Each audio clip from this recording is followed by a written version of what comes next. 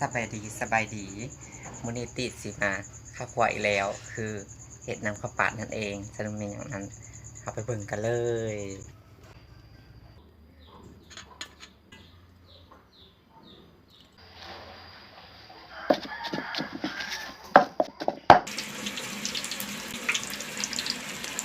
นี่เผ็ดอันนี้หมูครับมาพบว่า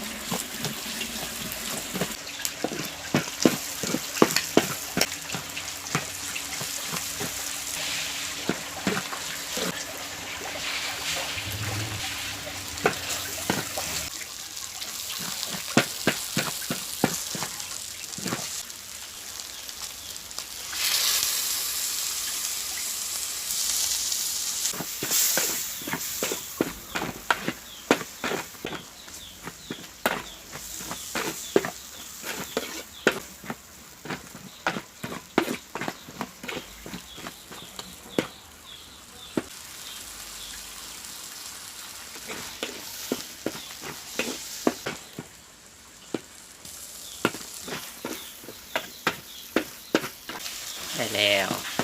ก็ตักใส่หม้อต้มปลาที่เราต้มเนาะ